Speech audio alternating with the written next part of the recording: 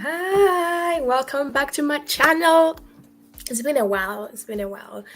I introduced you guys to the channel, then I just went quiet. But September ended up being a lot. I ended up having a surprise visit from my auntie all the way from America. Ended up getting ill, had a cold, flu, and my nose is literally recovering now. My baby ended up being ill, had to nurse my baby. It just ended up being a lot. So I thought to myself, should I do live? But still couldn't find the right time. So here I am. Welcome back to NTM channel. I am where we talk about all things I am. Most importantly, we are going to be talking about the I am on this channel. So share, like, subscribe, and invite a friend to watch and be encouraged through this channel.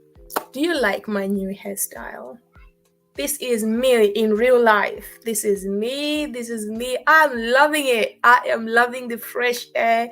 I'm loving the freshness. I mean, tell me what you think. Would you do it? Is it nice? Should I be wearing my wig on? So after about 3 years of contemplating, cutting my hair, literally restarting my hair journey, my husband was like, no, you're not cutting your hair. And so 3 years later, I said to myself, how can I get him to agree and actually be on board with this? So I went to him and I said, honey, can you please cut my hair? And he said, what, for real? You want me to cut your hair? I said, yes, cut my hair. And he went ahead and he shaved my hair off, literally bald. It's starting to grow again. He literally cut it bald. Like I was bald for the last 3 weeks. So let me know what you think, guys. But yeah, welcome back to NTM's channel, where we will be sharing all things I am. So I introduced myself a little bit in the first episode. And today I'm just gonna I'm gonna continue introducing myself a little bit. But in this episode, I'm going to be talking to you about my faith, living by faith. I am living by faith. I started living by faith from a very young age. To a point whereby going to university for me was by faith. So I'm going to talk to you a little bit about that. Nothing too deep. I don't want to start, my channel with deep stuff, but we'll get to the deep stuff later on, because I do have a soul and a heart. So we'll get to that later. But going to uni for me was by faith. When my parents came to this country, my dad came on a student visa, and when it ran out, he just continued to stay in the country and then invited me over. Me and my sister came as visitors, 6 months, ran over, we stayed over. My mother and brother came in on another visitor's visa, so all our visas expired after a year, and then we now needed to decide, are we going back or are we settling here? My parents decided to settle here. Unknown to us, we were just kids. We didn't know what was happening. I didn't know what immigration was. I didn't know anything. I mean, when I came through the immigration at the airport, we said what we were told. I'm visiting my auntie, full stop. We never, knew anything about immigration. I didn't know about immigration until I was going to uni, or I needed to go to uni. So to cut the long story short, we were going to school fine, finished A-levels, and I was now applying for universities. And as I'm applying, my parents come across this box that says home student or international student. And my parents were like, I think you might need to take international. And I said, what? Why? I've been living here for a long time. Surely I'm a home student now. And they said, actually, dear, we don't have our immigration status yet. We are illegal immigrants right now. We are still waiting for our immigration status to come. So you might not be able to go to uni, talk less of getting a student loan. And I was like, no, mother, no, father, no, I need to go to university. And by this time, my parents, my family were faith-based. Now we were all going to church. My parents had committed their lives to God, so we were living a life of faith, of trusting God and praying, and asking God to intervene. So I spoke to my pastors about it. They knew about it, funny enough.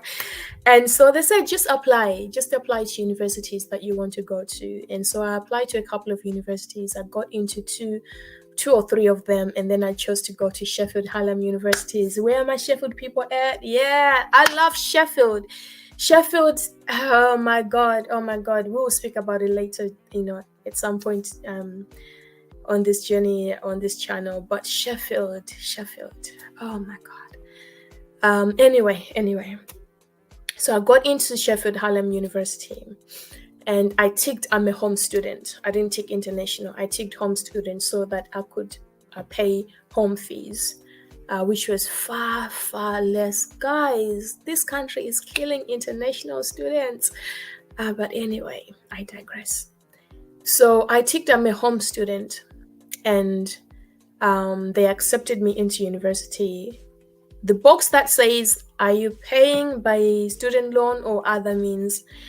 Whew, I ticked other means because I didn't qualify for a student loan. I was an illegal immigrant. I didn't have any status. I shouldn't be in this country. Well, I should, because once you've got I found out later, because after university, fast tracking now, after university, my first job was in an immigration law firm. So once you've got your papers at the home office, once you've got an application at the home office, you're on standstill. So you are allowed to be in the country until you get a decision. So that's where we were now. We were allowed to be in the country waiting for our decision. And I'm going to university, but I wasn't allowed a student loan. So my parents said, just go. Let's trust God. God will see us through. And I was like, my parents, you're on minimum wage, because they were doing whatever job they could, care assistants, and my dad was doing some driving here and there.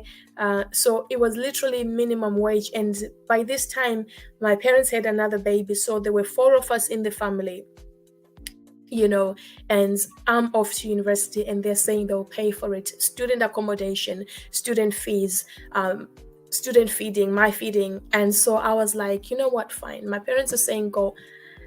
Guys, I've never prayed the way I prayed during my university life. I never knew faith the way I knew faith whilst I was at university. I had to live by faith every single day. I had to be trusting God that our papers will come positive, our immigration status will come as a grant of, status in this country, that will get our indefinite leave. I had to trust that my parents will continue working so that at least I could have something to be paying for my rent and to be paying for my student fees. I had to trust that I could have something to eat. So day by day was a life of faith. And here, university, you know what happens? You start making friends that are on student loans, and that's spending, going shopping, doing this and that. I couldn't. I just kept saying, no. Nomsa, why don't you want to go shopping? I don't want to. I don't like shopping. But really, I just didn't have any money. But I guess that taught me a lot. That made me part of who I am today. I'm not a big spender. So it started by just not having the money to spend. So I'm not into all that girly stuff, all that shopping stuff, and doing my nails and doing my hair, blah, blah, blah. Had to do my own hair or get a friend to do it. Had to be content with the clothes that I came to university with. Had to be content with the food that I could afford to eat. Sometimes I would go home, bring back like bulky food to eat, and, for the whole week or 2 weeks at least. So I had to learn to be content. Living by faith is one of the ways that helps you to be content. You learn to be content with who you are, with what you have, with what God has given you, whilst you're waiting for whatever it is that you're trusting God for. So I had to be content with where I was, with who I was, with who my parents were, with what we have and what we didn't have, and our situation. So trusted God from day one. At some point, when I joined a particular church in Sheffield, I saw that they were looking for a cleaner for the church. and I applied for the job, and I got the job. So for almost a year, whilst I was at university, I think during my second year, during my first year actually, this was at some point during halfway into my first year, towards my the end of that year, I was working as a cleaner. So I told my parents not to worry about my the money for my food, that I was able to use the money I was getting from cleaning. I was working, I think, Friday and Saturdays from 6 a.m. to 8 a.m. That's when they wanted the church cleaned, preparing for any conferences they would be having or any church service they would be having. So that was me. Fridays and Saturdays, and sometimes some Sunday mornings before going to church, I had been cleaning the church. So God has humbled me. Being a cleaner whilst you're at school, at university, that wasn't a pretty thing, but nobody knew. I didn't feel to share with anybody. I was just living life. As far as everybody was concerned, I was living life. I was just being myself. I was just being, who I am, not knowing what I was going through. At some points, I was receiving letters, red letters. If anybody knows about red letters, even if you're an adult now, if you ever missed a bill or overdue with a bill, I started receiving letters from university saying that my school fees is due. If I don't pay, I might not be able to write exams, I might not be able to finish. My rent was due. So at some point I was, behind with all the payments, and I just had to trust God. Thank God even for some of my church family as well. Sometimes they'll send me something, not knowing I'm using it for my rent, not knowing I'm using it for my school fees. They just thought that they're just sending me some money to spend. So thank God for church family that really God used to help us through. But that's how I have been living by faith from such a young age. I'm not even going far back, because some of them are just emotional things that I had to journey through with God. I will share that later at some point when we're touching on the heart issues, which I will do in this channel. So stay tuned. So I want to encourage you in this episode that live your life focused and believing a higher power than yourself. Believe that there is something greater than you. Have something that anchors you. God is my anchor. My faith is in something greater than who I am and who I'll ever be. The Bible says, many are the gods that cannot speak. They have mouths, but they cannot speak. They have hands, they have feet, they have this, but they can't do anything, because those gods are made by people. They're made by something or someone. God has not been made by anybody. God cannot be made by anybody. God is God, and is God by himself. He's self-sufficient, omnipotent. There is nothing, and there is no one that can supersede God. And I encourage people every time that have faith in God. Have faith in God, the invisible, all-powerful, all-knowing God. Everything else will fade away. Everything else can be taken away. Everything else can be broken, but God can never be broken. God can never be broken. God is God all by himself. What is faith? Faith is believing in someone or something that can do what you cannot do. Faith is living your life looking onto something that is beyond you. Something that is beyond your creation, that is beyond you, the physical being. Faith is living your life trusting that whatever may be, whatever can happen, there is one that sees all and knows all, and he will make all things work together for your good, because he is the one that has given you life and is the only one that can take it away. Have faith. Whatever you're going through right now, whatever you're trusting God for, whether it's children, whether it's a great job, whether it's a good spouse, whether it's entry into university, or whether it's university fees, whatever you're trusting God for, allow God to see you through. You see, I went into university not knowing whether I will get in or not. Talk less of whether I will actually be able to finish because of lack of fees. I went into university. I lived into accommodation because I didn't have anyone that I knew in Sheffield. So I had to live by myself. So I trusted God that he will see me through, that he will finance me through. even through my parents. And God kept my parents in jobs so that He could see me through. I allowed God to use me. I answered God's call whilst I was at university. If you're hearing some little babies, yes, they are my 3 little munchkins. They just decided not to sleep today whilst I'm, doing this recording. So they were quiet, and now they're just running around. They can hear that I'm doing something. If you have children, you know that thing, right? That when children see that you've got a visitor, or that you've gone on a call, or that you want to do something, that's when they start, because they know that you are probably not going to do anything. And right now, I just want to finish this recording. So yeah, those are my little munchkins. Where was I? Yeah. I believed God throughout my university life because I believed that He could do the impossible, and He did. Whilst many people were relying on student loans, I had to rely on God just to see us through. I had 4 siblings by that time, 3 siblings. I'm me being the fourth, firstborn, 4 children.